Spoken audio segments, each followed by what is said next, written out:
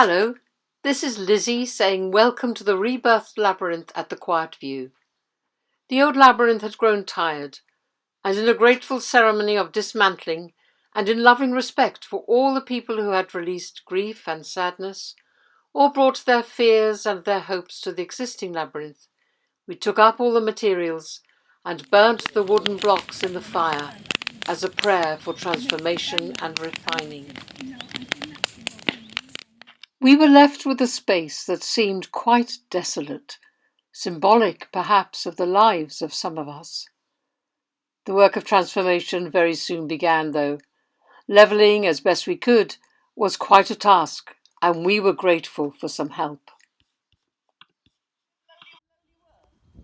It wasn't too long before the excitement of rebirthing began as we laid the fabric for the path, a path that calls us to healing and joy.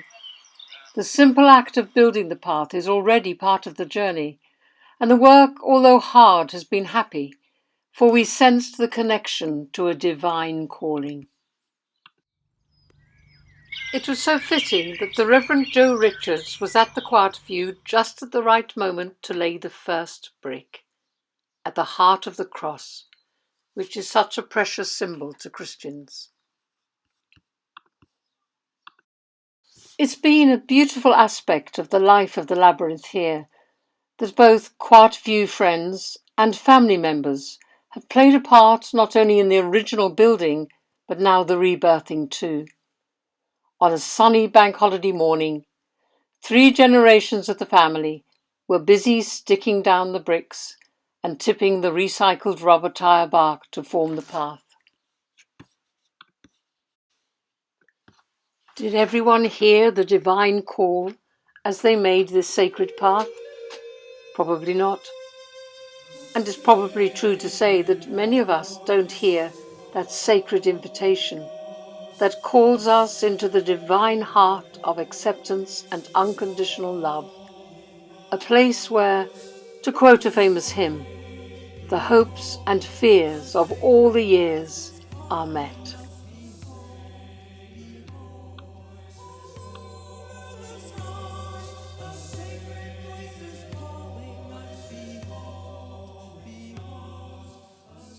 And then comes the moment when the final brick is laid.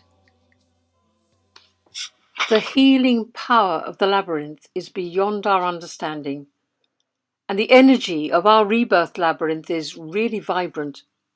The next day, a spontaneous ceremony with crystals, singing bowls, and the crystal harp added to the healing vibrations of this sacred space. It was so joyful to see this sign that angels were, of course, present.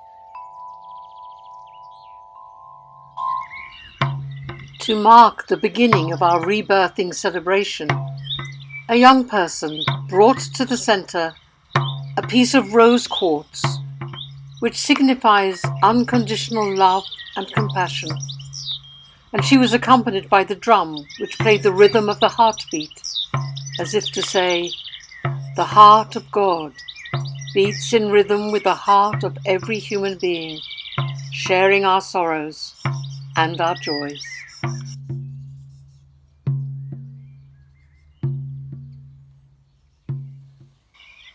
We walk the labyrinth with the intention of a rebirthing in some aspect of our own lives, or in the life of our communities, or the global community.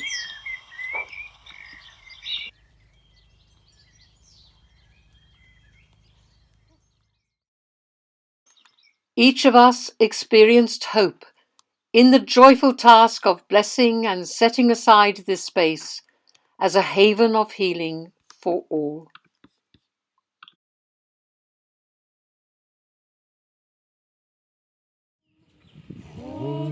Finally, we sprinkled rose petals onto the labyrinth, perhaps to symbolize the feminine aspect of the divine, as we sang Dona nobis pacem cordium, give us peace in our hearts.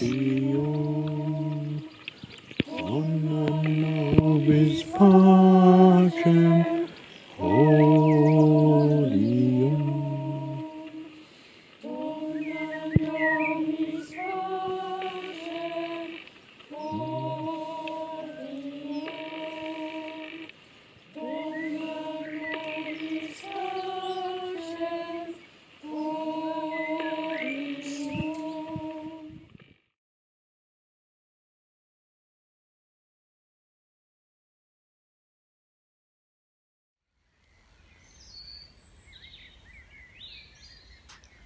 Early the next morning, Wicket and I got up to catch the dawn breaking over the labyrinth, adding to the mysterious unfolding of its life.